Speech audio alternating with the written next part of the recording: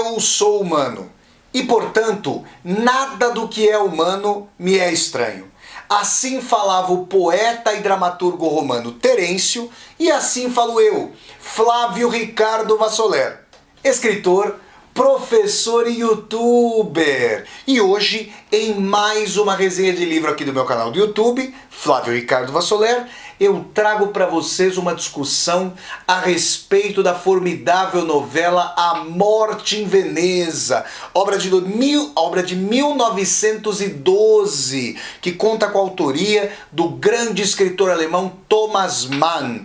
Eu já vou começar a falar para vocês sobre a vida de Gustav Aschenbach, esse autor alemão que recebeu um título de nobreza aos 50 anos, que fez da sua vida o culto ao belo, que está chegando ali aos estertores de sua vida e que vai deparar com um jovem formoso Tadzio, pelo qual vai nutrir uma grande admiração, uma admiração de cunho homoerótico, uma admiração de cunho estético, uma admiração de cunho salvífico, como se fosse possível transpassar a exaustão das forças do Gustav Aschenbach, cujo sobrenome nos remete aí a cinzas pelo riacho, Aschenbach, Aschen das cinzas e Bach, digamos o ribeiro, o riacho, para chegar até a vivacidade do jovem polonês Tadzio.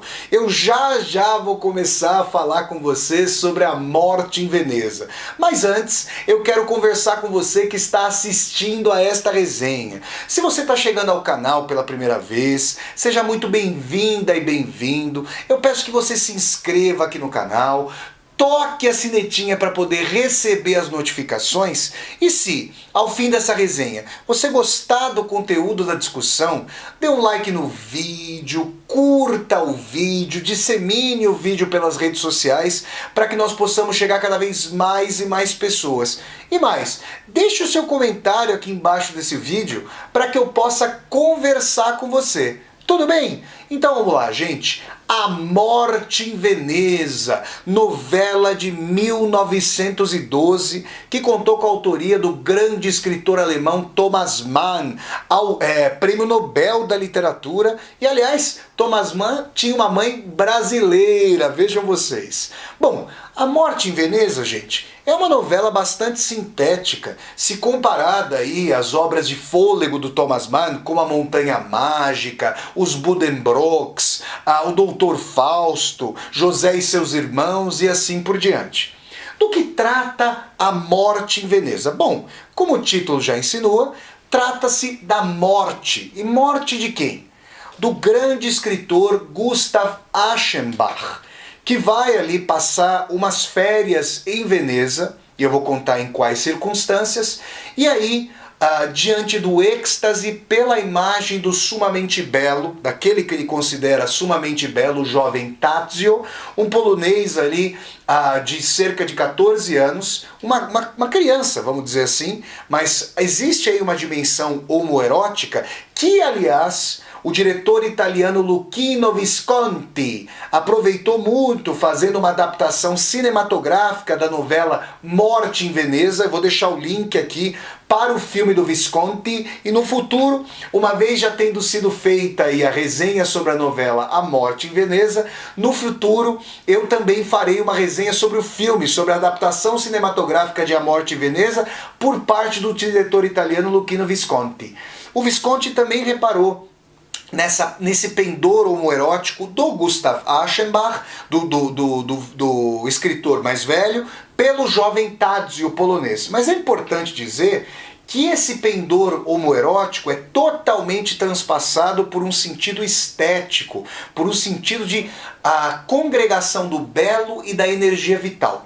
Vamos retomar brevemente a vida de Gustav Aschenbach a partir da sua cidade natal, Munique, para que nós tenhamos dimensão do que está acontecendo ali na sua trajetória. Gustav Aschenbach era um artista sumamente reconhecido por seu romance Frederico, que pode ali ser um romance voltado ali para o Frederico da Prússia, digamos assim, o monarca ali germânico. Gustav Aschenbach foi agraciado com um título de nobreza. O narrador de Thomas Mann, nessa novela, faz inclusive menções a anos tumultuosos na Munique. E aí é importante dizer o seguinte, que esses anos tumultuosos diziam respeito à formação tardia da Alemanha, e se não tivesse sido publicada ali na primeira década do século XX, seria possível imaginar que esses anos tumultuosos, beirando ali a Primeira Guerra Mundial, diziam respeito então ao pós-Primeira Guerra Mundial, ao período que a gente hoje conhece como entreguerras, porque a formação do Partido Nacional Socialista dos Trabalhadores Alemães, o Partido Nazista, se deu justamente ali nas imediações de Munique. Adolf Hitler estava por lá. Tem até um local muito famoso ali em Munique, onde ocorreu um prédio, onde ocorreu ali as cerimônias de abertura, de fundação do Partido Nacional Socialista. Muito bem. Postas essas questões, Gustav Aschenbach guarda ali correlações biográficas com Thomas Mann. E eu sempre, você que acompanha já o meu canal aqui tem pouco mais de 4 meses, estamos crescendo bastante. Você que acompanha o meu canal sabe que tanto em relação aos filmes, quanto em relação aos livros, eu sempre tenho muito cuidado para fazer associações imediatas, associações diretas entre o autor, a autora e as obras. Mas nesse caso, vale frisar que Gustav Aschenbach, como seu criador Thomas Mann, é um escritor ali de meia idade.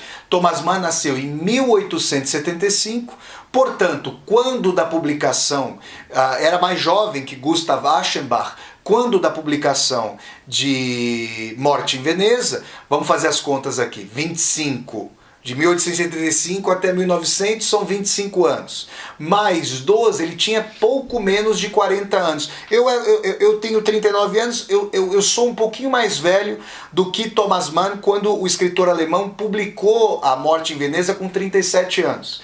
Gustav Aschenbach era um escritor ali com mais de 50 anos, já um senhor, né? Ainda mais para um século, né? A expectativa de vida era menor, era sumamente reconhecido, sentia ali pendores, já houvera sentido algumas dúvidas, já houvera sentido algumas inseguranças sobre a qualidade de sua obra, sobre a capilaridade de sua obra, mas a sua vida sumamente disciplinada, uma vida ali voltada, como se fosse uma monomania ou um sentido próprio de destino para a consecução de sua obra, fazia com que toda e qualquer distração, toda e qualquer tergiversação com a obra literária fosse proscrita em função do soerguimento dos seus romances, dos seus livros.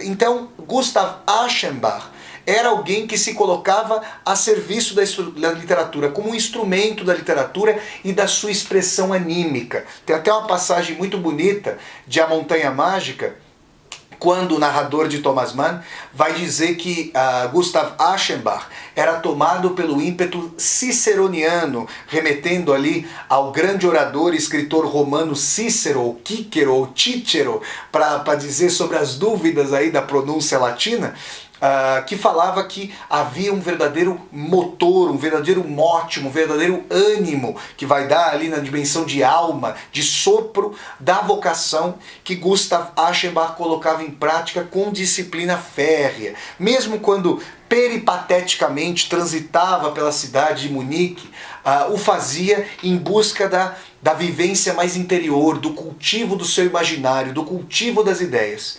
E eu quero dizer a vocês que vão ler, ou que já leram, quem já leu A Morte em Veneza sabe disso, quem ainda não leu essa bela novela de Thomas Mann, já fica sabendo que, diferentemente de uma narrativa mais escorreita, que flui mais rapidamente com a factualidade, aquilo que nós encontramos em A Morte em Veneza é justamente um detalhismo que beira a ourivesaria.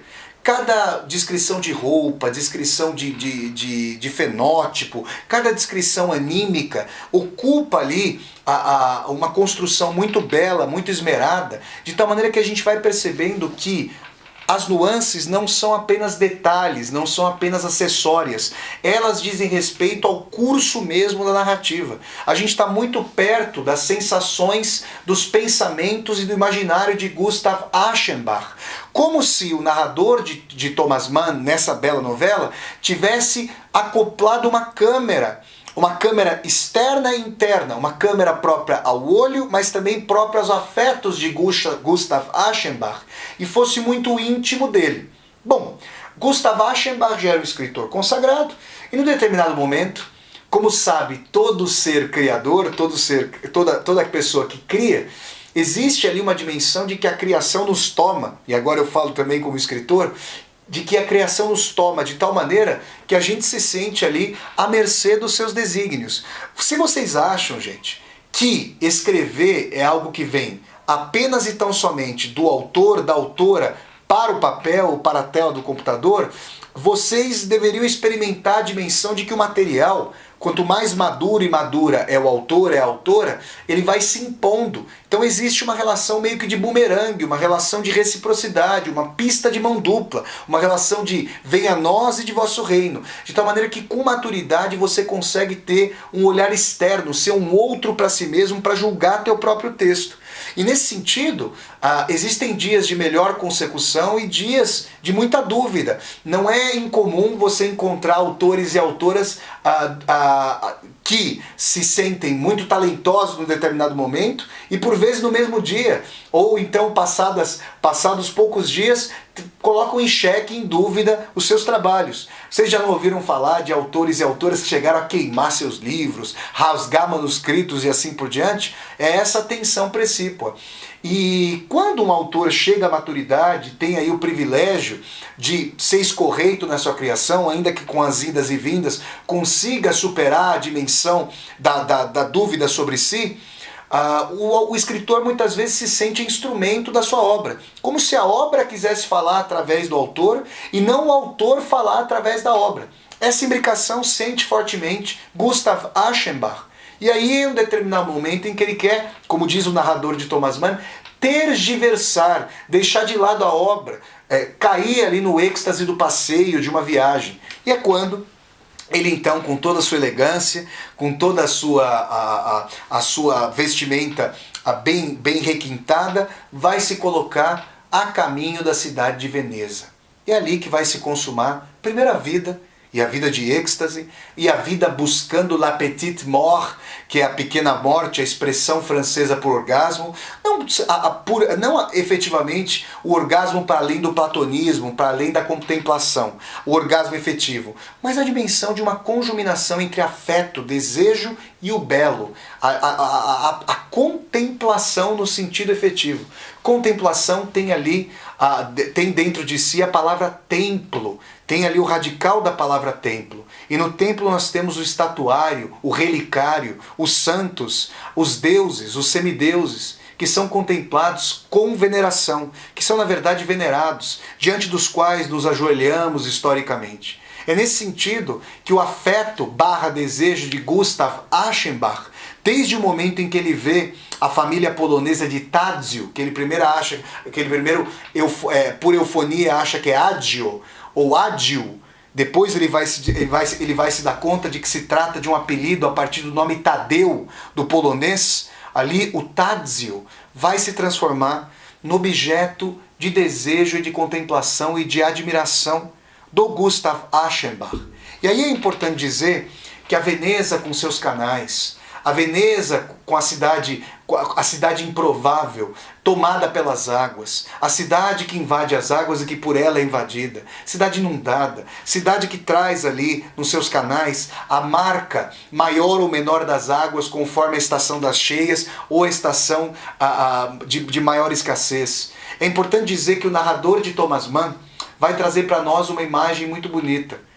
Quem chega a Veneza por terra, eu quero dizer a vocês que eu estive na cidade de Veneza em janeiro de 2013 e cheguei de fato por terra. Diz o narrador de A Morte em Veneza que quem chega por terra à cidade, a essa cidade ali de Marco Polo, a essa cidade da Piazza San Marco, da Praça de São Marcos, a essa cidade ali completamente transpassada e pontuada por igrejas. Essa cidade na qual se encontra o Museu de Leonardo da Vinci e em que é possível encontrar ali muitos dos seus experimentos, como por exemplo a Casa de Espelhos, o Escafandro e os seus vários desenhos anatômicos. Quem chega a essa cidade, segundo o narrador de A Morte em Veneza, por terra, é como se entrasse num palácio pelas portas dos fundos. Ou seja, chegar a Veneza, passar pelo seu portal insólito de água, é chegar pelo mar. É chegar a Veneza pela sua porta etérea, pela sua porta volúvel de água. É com essa imagem muito bonita que a gente percebe que a contemplação de Tadzio, do jovem Tadzio, por Gustav Aschenbach, esse jovem andrógeno, esse jovem que é comparado ao estatuário greco-romano, esse jovem cujo nariz é descrito ali como que talhado, com seus cabelos alourados e anelados, com sua pele ali rosácea, esse jovem é contemplado e se vê contemplado, e sente ali como que com um envaidecimento precoce, porque muito jovem, dessa contemplação. E o que a Morte em Veneza traz para nós é uma dimensão fundamental de que esse artista já senil, esse artista reconhecido, que depois do reconhecimento passa a ter saudade da sua juventude, porque como que executou com o reconhecimento do público o vir a ser de sua obra, mas que ainda quer ter algo a dizer, esse artista como que vive através do belo, através da juventude, através do afeto do Tadzio. Ele se prolonga até que não mais possa se prolongar, se transformando em cinzas, Aschen, a serem aspergidas nos canais de Veneza, Bach, que vai dar em alemão ribeiro, os riachos. É importante perceber a etimologia do sobrenome Aschenbach, porque a decrepitude do artista, a decrepitude de Gustav Aschenbach, é pronunciada pelo mau cheiro, pelo cheiro decrépito de Veneza. E aí nós temos uma conjuminação do que são o cume e o mais profundo círculo putre do humano. O cume seria o belo. O cume estaria nas cúpulas das igrejas, na Veneza que é alaranjada, que é esverdeada, que é azulada, na Veneza, através de cujas ruelas e ruas nós nos perdemos, e nos perdemos com muita vontade, para que nós tentemos nos encontrar, e enquanto nos perdemos, acabamos nos deparando com as lojas de chocolate, com as cafeterias, com as livrarias, com as muitas igrejas, com as casas, e nós ficamos imaginando quem são os moradores de Veneza, nessa cidade antiquíssima, nessa cidade secular, essa cidade da qual saiu Marco Polo e foi até o Império Mongol, e nos seus relatos de viagem, Marco Polo, eu vou deixar o link aqui para o livro de relatos de viagem de Marco Polo chegou a explicar para os europeus de então, cerceados pelo feudalismo, o que era o dinheiro, pois havia pouca circulação de dinheiro, de moeda sonante na Europa. Vejam vocês. A Europa, o seio mesmo do capitalismo, ali naquele momento histórico, tinha pouca moeda sonante. É nessa medida que Gustav Aschenbach, na sua transfiguração, do belo até o feio de si, tem no belo de Tadzio a sua possibilidade de sobrevida. A dimensão de que vai conviver com o belo até o último momento, mas vai se fundir aos canais turvos, ao mau cheiro dos canais venezianos. E vai fazer com que o seu corpo que foi a mediação ali da sua arte, venha a se fundir, não mais como alma, mas sim como matéria putrefata. É essa dimensão de vida em Veneza, reduzida à morte em Veneza, que traz o paradoxo sumamente configurado dessa novela de Thomas Mann. Eu quero dizer a vocês, gente, que mais do que propor uma narrativa, porque o fio narrativo é muito atrofiado, são muito poucos eventos factuais, o que Thomas Mann nos traz é um trânsito pela Galeria degli Uffizi, não de Veneza, mas de Florença. Por que eu estou falando da Galeria degli Uffizi? Quando eu estive na Galeria degli Uffizi, e eu fui a Florença antes de ir a Veneza, em janeiro de 2013, eu passava pela galeria, passava por entre seus bustos, seus estatuários, seus quadros, e a cada momento eu encontrava como que o universo em si. Cada quadro, cada busto, a riqueza do Renascimento italiano me trazia a dimensão de uma narrativa própria, como se eu tivesse que sustar ao êxtase anterior de contemplação de um quadro ou estátua para chegar a uma novidade que também me tomava. Essa é a proposição que eu faço a você que vai ler ou que vai reler A Morte em Veneza. Imagine que você está entrando na Galleria degli Uffizi ou no museu da sua predileção, que te tocou sobremaneira, e que você tem a cada parágrafo uma estátua configurada, um quadro, e você lê como que mimetizando a contemplação de Gustav Aschenbach em relação ao belo veneziano, em relação a Tadzio, em relação ao panteísmo da natureza. Quando você lê A Morte em Veneza dessa maneira, você percebe que existe uma outra conformação de recepção para o leitor e para a leitora. É uma leitura de contemplação, não é uma leitura pura e simplesmente de desvelar o fio narrativo. Se pede ali, por intermédio da bela linguagem, por intermédio das belas imagens, por intermédio de aforismos decantados ao longo da novela, um transcurso por um museu, um transcurso pelo mais belo que, a despeito da sua força, a despeito do seu ímpeto disciplinar de formar arte, vai ser reduzido ao cheiro dos canais de Veneza e vai tentar ter uma sobrevida pela beleza, pela suma beleza de Tadzio, o jovem que da predileção de Gustav Aschenbach. É importante dizer isso porque Thomas Mann, admitidamente, tinha pendores homoeróticos, tinha ali uma ambivalência. Gustav Aschenbach chegou a se casar, teve uma filha, não teve um filho, e isso é posto lateralmente como se, na verdade, o pendor estético fundamental, até no sentido narcísico de transferir a senilidade do escritor mais velho para o jovem, como se, justamente como eu estou dizendo, o escritor pudesse viver através do jovem, ao penetrar o jovem pudesse retomar a sua energia vital. Tudo isso diz respeito a jogos com os quais o Thomas Mann teve contato. Se vocês forem buscar as cartas de Thomas Mann, os diários de Thomas Mann, é possível fazer esses paralelismos. Eu não quero, como vocês virem aqui na resenha, transformar A Morte em Veneza num apêndice biográfico do Thomas Mann. É importante dizer, separar esses aspectos, mas é interessante pensar que A Morte em Veneza, de menos factualidade, de mais peroração, especulação anímica e de entrelaçamento com o belo, nos revela ali muito do que ruminava o próprio Thomas Mann em cotejo com seus diários e suas cartas. Então, gente, essa foi mais uma resenha de livro aqui do meu canal do YouTube. Eu falei hoje sobre a belíssima novela A Morte em Veneza, obra-prima do escritor alemão Thomas Mann, de 1912. Se vocês gostaram de mais essa resenha de livro aqui do meu canal do YouTube, eu peço que vocês deem um like no vídeo, curtam o vídeo, disseminem esse vídeo pelas redes sociais para que nós possamos chegar cada vez mais e mais pessoas. Se você está chegando ao canal pela primeira vez, seja muito bem-vinda e bem-vindo. Eu peço que você se inscreva aqui no canal e toque a sinetinha para poder receber as notificações. Deixe também embaixo desse vídeo o seu comentário para eu poder conversar com você.